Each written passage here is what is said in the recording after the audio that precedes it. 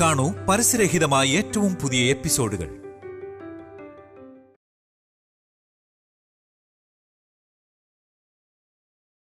നമസ്കാരം കൂട്ടുകാരെ, ഒന്നൊന്നോ രുചിയുടെ പുതിയൊരു എപ്പിസോഡിലേക്ക് എല്ലാ പ്രേക്ഷകർക്കും സ്വാഗതം.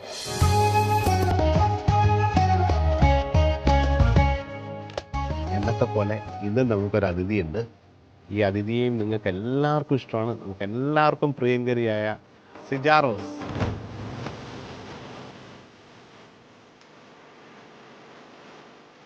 ഭയങ്കര സന്തോഷം. സുഖമായിട്ടിരിക്കുന്നുണ്ടല്ലോ? സുഖമായിട്ടിരിക്കുന്നു. ഞാൻ എങ്ങനെയാ വിളിക്കാ? സുരേഷ് വിളിക്കണോ? സുരേഷ് ഏട്ടാന്ന് വിളിക്കുന്നത്. സുഖമായിട്ടിരിക്കുന്നു. ഓക്കെ, അപ്പോൾ നമുക്ക് ഒരുപാട് കാര്യങ്ങൾ, നിങ്ങളുടെ കാര്യങ്ങളൊക്കെ നമുക്കറിയാം, സിനിമകളൊക്കെ കണ്ടിട്ടുണ്ട്, ഭയങ്കര സന്തോഷമാണ്. അപ്പോൾ അതൊക്കെ ചോദിക്കാം. പക്ഷെ അതിന് മുമ്പ് ഇന്ന് എന്താണ് ഉണ്ടാക്കുന്നത്? അത് ആക്ച്വലി ഞാൻ ഇവിടെ വിളിച്ചപ്പോൾ ഞാൻ വിചാരിച്ചു എല്ലാവരും അവരുടേതായ രീതിയിലുള്ള പുതിയ പുതിയ ഡിഷസ് ആണല്ലോ. അപ്പോൾ ഇന്ന് ഒരു സർപ്രൈസ് ആവട്ടെ എന്ന് വിചാരിച്ചിട്ട് ഇന്ന് സുരേഷ് ഏട്ടൻ നമുക്ക് എല്ലാവർക്കും പരിചയപ്പെടുത്തി തന്ന ഒരു ഡിഷ് ഉണ്ടല്ലോ. എല്ലാവർക്കും അറിയാം, അത് ഫിഷ് നിർവാണയാണ്. അപ്പോ as a tribute to you ഞാൻ വിചാരിച്ചു നമുക്ക് ഇന്ന് ഫിഷ് നിർവാണ ഉണ്ടാക്കാന്ന്. ആദ്യമായിട്ടാണ് ഒരാൾ വന്ന് നമ്മുടെ മുമ്പിൽ ഉണ്ടാക്കി തരുന്നത്. ഞാൻ ഒന്നും പറയുന്നില്ല, നമുക്ക് ഇൻഗ്രീഡിയൻസ് നിർവാണയുടെ അതൊക്കെ നമുക്ക് കാണാൻ പാടാണ്. എനിക്ക് തോന്നുന്നു കേരളത്തിലെ എല്ലാവർക്കും നിർവാണയുടെ റെസിപ്പി ബൈ ഹാർട്ട് ആണ്. അത് പ്രത്യേകിച്ച് എനിക്ക് പറയേണ്ട ആവശ്യമില്ല, പക്ഷെ എന്തായാലും നമുക്ക് പറയാം.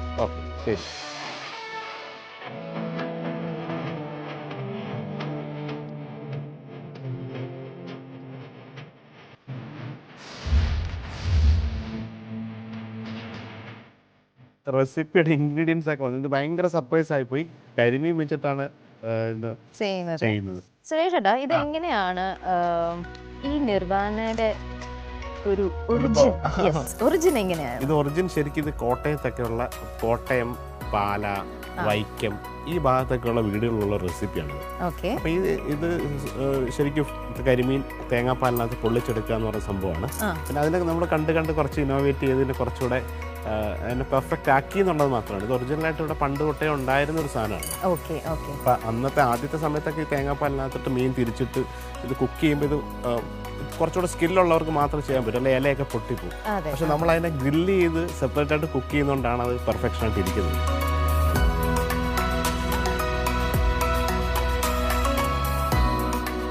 ഇതിപ്പോ ഇൻ കേസ് നമുക്ക് ഈ വാഴയില ഇല്ലെങ്കിലും ഉണ്ടാക്കാം, ഡയറക്റ്റ് ആയിട്ട് ഉണ്ടാക്കാം. വാഴയില ആകുമ്പോൾ ആ ഇരക്കകത്ത് നിന്ന് പൊള്ളി വരുമ്പോൾ വേറൊരു തരം ഫ്ലേവറൂടെ കിട്ടും എന്ന് മാത്രം.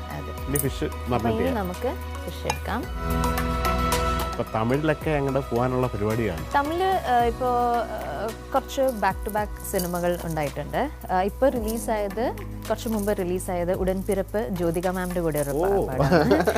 പിന്നെ അതിന് മുമ്പ് കസഡ തബര എന്ന് പറഞ്ഞിട്ട് ഒരു പടം ഉണ്ടായിരുന്നു.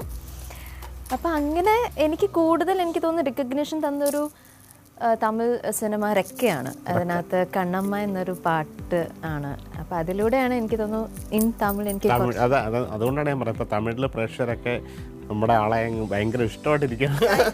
അതുകൊണ്ടാണല്ലോ ബാക്ക് ടു ബാക്ക് ആയിട്ടുള്ള പ്രൊജക്ടുകൾ ഇങ്ങനെ കൂടുതൽ വരുന്നത്. ഇപ്പം നോക്കുന്നുണ്ട്.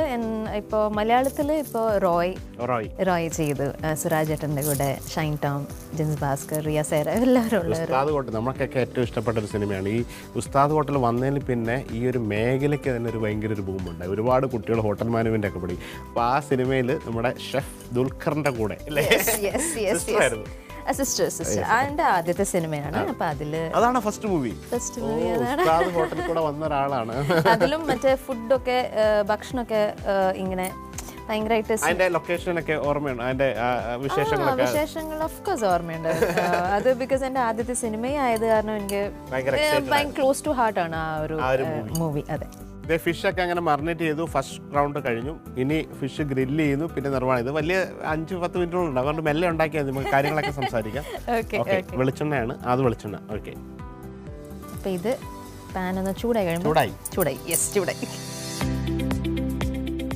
ഈ മലയാളത്തിൽ അഭിനയിച്ചു, തമിഴിൽ അഭിനയിച്ചു. അപ്പം 2 കൾച്ചറാണ്, 2 ഭാഷയാണ്. അപ്പോൾ അതിൻ്റേതായ ഇപ്പോൾ ബാക്ക് ടു ബാക്ക് അവിടെ ഇവിടെയൊക്കെ പോകുമ്പോൾ നമുക്ക് കുറച്ചുകൂടെ വ്യത്യാസങ്ങളൊക്കെ മനസ്സിലാവും. അപ്പോൾ അതൊക്കെ ഫീൽ ചെയ്യാം എന്ന രീതിയിലുള്ള വലിയ വ്യത്യാസമുണ്ടോ, അതോ എല്ലാം സിനിമയൊക്കെ ഒരേ രീതിയിൽ തന്നെയാണോ?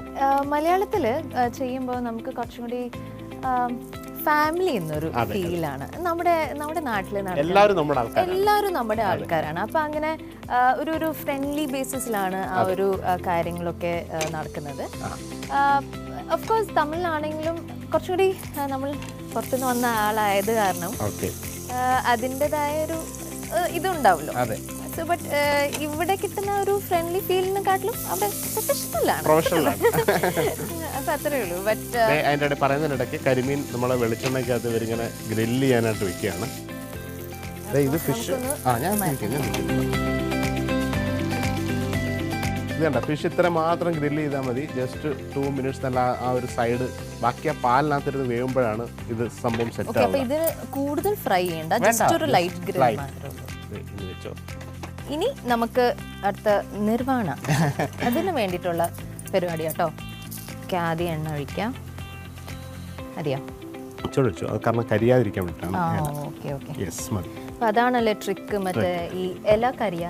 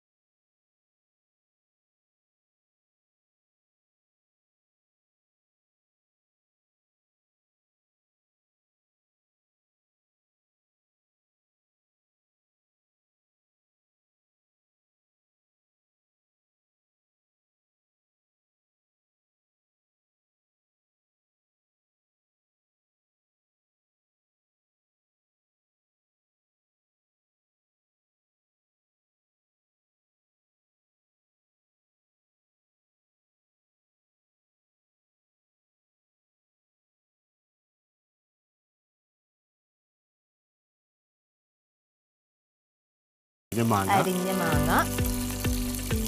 ഇത് ഞാൻ കൂടുതൽ ഇടും കേട്ടോ വീട്ടിലൊക്കെ, ബിക്കോസ് എനിക്ക് പുളി ഇഷ്ടമുള്ള ഒരു ആളാണ്. പിന്നെ പച്ചമുളക് ഇടാം. പിന്നെ കുറച്ച് കറിവേപ്പില അതിന്റെ മുകളിൽ ഇടണം. വേറെ എന്തെങ്കിലും റെസിപ്പി ഇതല്ലാതെ ഉണ്ടാക്കി നോക്കിയിട്ടുണ്ടോ?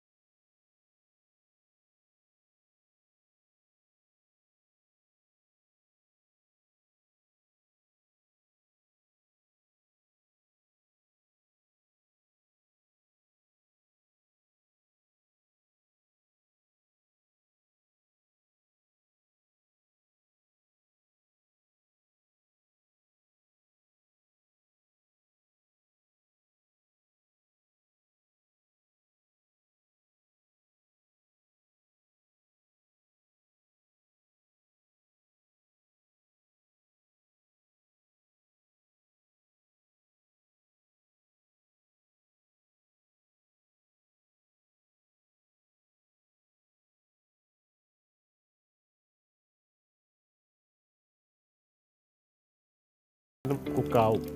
ഓൾറെഡി നമ്മുടെ ആ കരിമീനൊക്കെ ഒരു 5 മിനിറ്റ് മതി. ഫസ്റ്റ് നമ്മളൊരു 2 മിനിറ്റ് ഗ്രില്ല് ചെയ്തു, ബാക്കി പാലിനകത്ത്.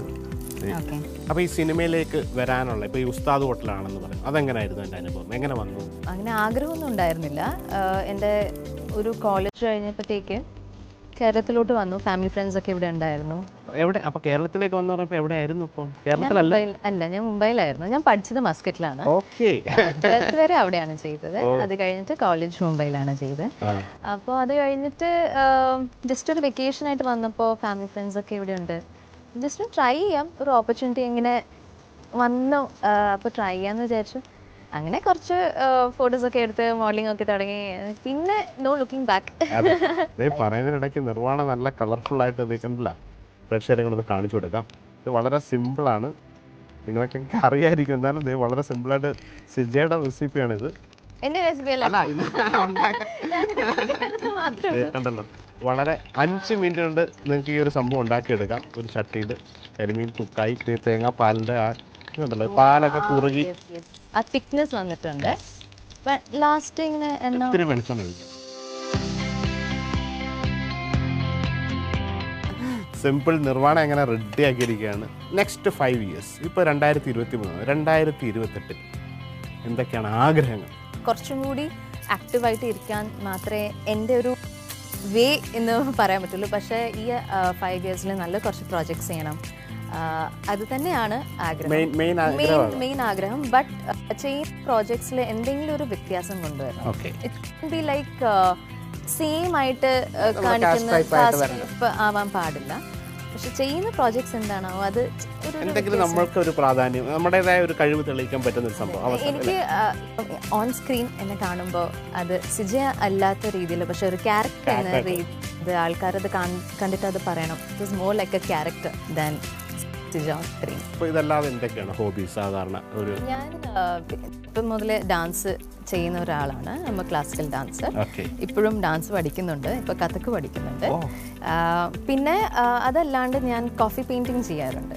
അപ്പോൾ അത് കൊറോണയുടെ സമയത്ത് പുതിയ കണ്ടുപിടിച്ച ഞാൻ തന്നെ സ്റ്റാർട്ട് ഡൂയിങ്. ഇപ്പം പെയിൻറ്റിങ് ചെയ്യും, പക്ഷെ അത് കോഫി വെച്ചിട്ടാണ് ഞാൻ അത് കോഫിയുടെ സ്റ്റെയിൻ വെച്ചിട്ട്. ഓക്കെ, ഇതേ നമ്മുടെ പറഞ്ഞ് നിർവ്വാണതേ ഓഫ് ചെയ്തു. അതിൻ്റെ സോസൊക്കെ കറക്റ്റായിട്ട് സെറ്റായിട്ടുണ്ട്. ഇതുണ്ടല്ലേ, ആ ഇലക്കകത്ത് ചെയ്ത് ഈസി ആയിട്ട് എടുക്കാൻ പറ്റും. വളരെ അടിപൊളിയായിട്ടിരിക്കുകയാണ്. സത്യം പറഞ്ഞിട്ടില്ല, ഞാൻ ഈ നിർവ്വാണം അങ്ങനെ കഴിക്കാറില്ല. കാരണം ഇത് ഉണ്ടാക്കി ഇപ്പം ലക്ഷക്കണക്കിന് ഉണ്ടാക്കിയിട്ടുണ്ട്. വലിയ ഫെസ്റ്റിവൽ വളരെ നാളുകൾക്ക് ശേഷം.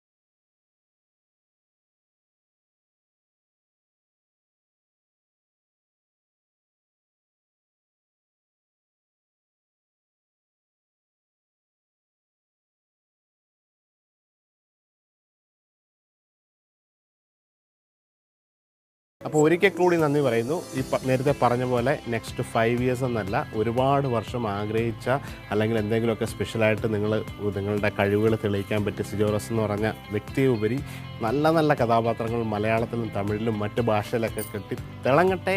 Thank you so much. എനിക്ക് ഈ ഒരു ഓപ്പർച്യൂണിറ്റി തന്നതിലും താങ്ക് യു. സുരേഷേട്ടനെ മീറ്റ് ചെയ്യാൻ പറ്റി, അതിലും it's a happy moment for me. അപ്പോൾ എന്തായാലും താങ്ക് യു സോ മച്ച്. നമസ്കാരം. ഇതൊരു സ്പെഷ്യൽ കറിയാണ്. ഇത് നമ്മുടെയൊക്കെ നാട്ടിലൊക്കെ വളരെ എളുപ്പത്തിലും ഏറ്റവും രുചികരമായിട്ട് ഉണ്ടാക്കുന്നൊരു സീ ഫുഡ് വിഭവമാണ്. മറ്റൊന്നുമല്ല, ഞണ്ട് കറിയാണ്.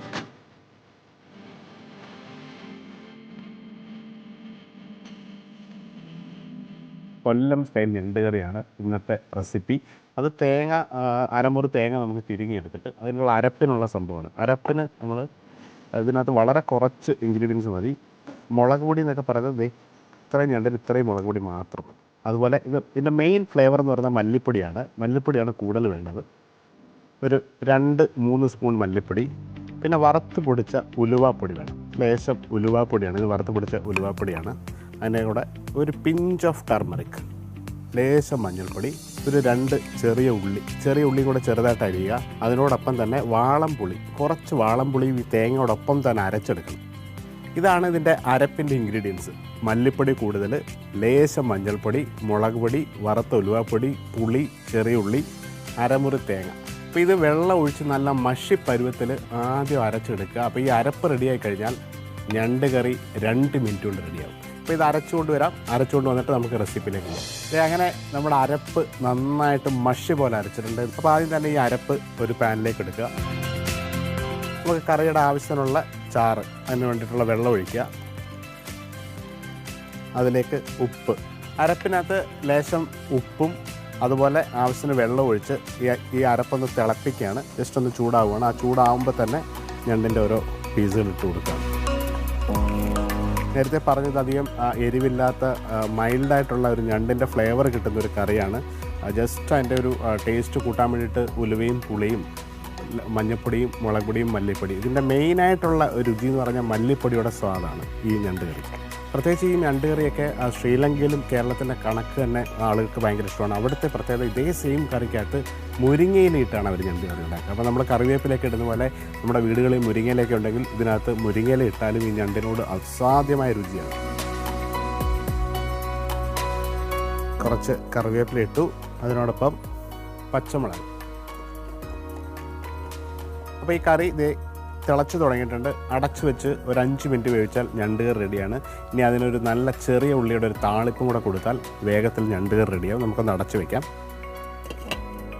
അടുത്ത സ്റ്റെപ്പ് ഇതിൻ്റെ താളിക്കുന്ന പരിപാടിയാണ്. സാധാരണ നമ്മൾ മീൻ കറിയിലൊക്കെ താളിക്കാനായിട്ട് കടുക് വേണം, വത്തൽമുളക് വേണം, ഇങ്ങനെയൊക്കെയുള്ള സാധനങ്ങൾ. ഇതിനകത്ത് വെറും വെളിച്ചെണ്ണയിൽ ചെറിയ ഉള്ളി മാത്രം ഇട്ടൊന്ന് താളിച്ച് ലേശം മുളക് പൊടി എൻ്റെ എൻഡിലിട്ടിട്ട് ഈ കറിയിലേക്ക് ഒഴിക്കുകയാണ്. എന്നിട്ട് അത് അടച്ച് വെച്ച് ഒരു 10 മിനിറ്റ് വയ്ക്കുമ്പോൾ ഈ കറി മൊത്തം ഒരു അസാധ്യമായ സ്വാദ് വരും. അപ്പം ഒരു പാൻ ചൂടാവുന്ന സമയത്ത് നമുക്ക് വെളിച്ചെണ്ണ ഒഴിക്കാം.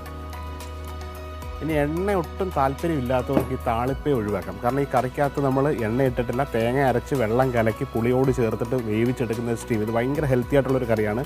അപ്പോൾ എണ്ണ ഒട്ടും താല്പര്യമില്ലാത്തവർക്ക് ഈ ഒരു പാട്ട് താളിക്കുന്നത് ഒഴിവാക്കിയിട്ട് ഡയറക്റ്റായിട്ട് പോലും ഇങ്ങനെ കറി ഉണ്ടാക്കി കഴിക്കാൻ പറ്റും. അപ്പോൾ ഈ അരപ്പൊക്കെ ഇതിനകത്ത് തിളച്ച് വരുന്നുണ്ട്, ഞണ്ട് കുക്കാവുകയാണ്. ഞണ്ട് എല്ലാവർക്കും ഇഷ്ടമാണെങ്കിൽ ഇത് പലരും വീട്ടിലുണ്ടാക്കാറില്ല. കാരണം അതിനെ ക്ലീൻ ചെയ്യാനുള്ള ബുദ്ധിമുട്ട് കാരണം, പിന്നെ അത് കഴിക്കാനുള്ള ബുദ്ധിമുട്ട്, പിന്നെ അത് കഴിച്ച് അത് ഭയങ്കര ശീലം. ഇപ്പോൾ ഒരു തവണയൊക്കെ ഞണ്ട് ആസ്വദിച്ച് കഴിച്ചാൽ പിന്നെ നിങ്ങൾ ഞണ്ട് മാത്രമേ ഇഷ്ടപ്പെടും. എൻ്റെയും പേഴ്സണൽ ഫേവറേറ്റ് ഒരു സീ ഫുഡിൽ ഏറ്റവും പേഴ്സണൽ ഫേവറേറ്റ് ക്രാബ് തന്നെയാണ്.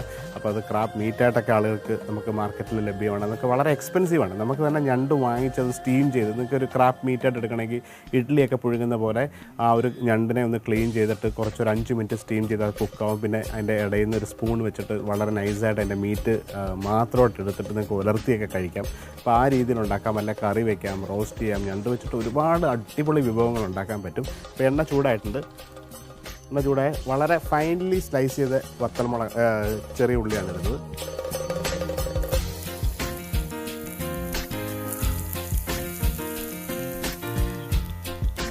അപ്പോൾ ക്രാബ് കുക്കായി തുടങ്ങിയിട്ടുണ്ട്. അപ്പോൾ അതിൻ്റെ ആ കളറൊക്കെ, ക്രാബിൻ്റെ ആ ലെഗ് പീസൊക്കെ നല്ല, ക്രാബിൻ്റെ കാലൊക്കെ റെഡിഷ് കളറായി. അപ്പോൾ ഈ റെഡിഷ് കളറായപ്പോൾ തന്നെ അത് കുക്കായതിൻ്റെ ഒരു തെളിവാണ്. അപ്പോൾ അത് കറക്റ്റ് ഈ ഒരു താളിപ്പൂടാകുമ്പോഴത്തേക്ക് പൂർണ്ണമായിട്ടും കുക്കാവും.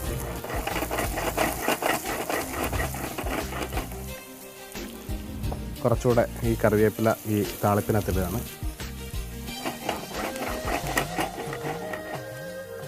ഉള്ളി ഇതിൻ്റെ താളിക്കുമ്പോൾ പ്രത്യേകം ശ്രദ്ധിക്കേണ്ട, ഉള്ളി നന്നായിട്ട് ചുമന്ന കളർ, നല്ലൊരു ഗോൾഡൻ കളറിൽ ഫ്രൈ ആയിട്ട് ഇടുമ്പോൾ നല്ലൊരു പ്രത്യേക സ്വാദാണ്. ആ റോസ്റ്റ് ചെയ്ത വെളിച്ചെണ്ണയ്ക്കകത്ത് ഉള്ളി ഉള്ളി അങ്ങനെ റോസ്റ്റ് ആയിക്കൊണ്ടിരിക്കുകയാണ്. അപ്പോൾ ആ ഒരു കളർ ഒരുപാട് കരിയേണ്ട ആവശ്യമില്ല, ജസ്റ്റ് ഫ്രൈ ആയി കഴിഞ്ഞു. അപ്പോൾ അതിലേക്ക് ഒരു തുള്ളി മുളക് പൊടി, ലേശം മുളക് പൊടി ഈ എണ്ണയ്ക്കകത്തിടുകയാണ്. നന്നായിട്ട് മിക്സ് ചെയ്തു. അപ്പോൾ വെളിച്ചെണ്ണയിൽ ചെറിയ ഉള്ളി താളിച്ച് വെച്ചിരിക്കുകയാണ്. ഇനി അത് ഈ ഞണ്ട് കറിയിലേക്ക്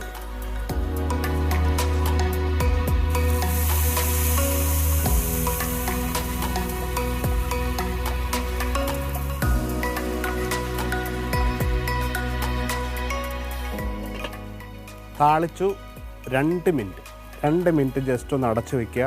ആ വെളിച്ചെണ്ണയിൽ ചെറിയ ഉള്ളിയുടെ എല്ലാ ആരോമയും ആ കറിയിലേക്ക് ആഴ്ന്നിറങ്ങും. അത് കഴിഞ്ഞാൽ ഞണ്ട് കറി റെഡിയാണ്.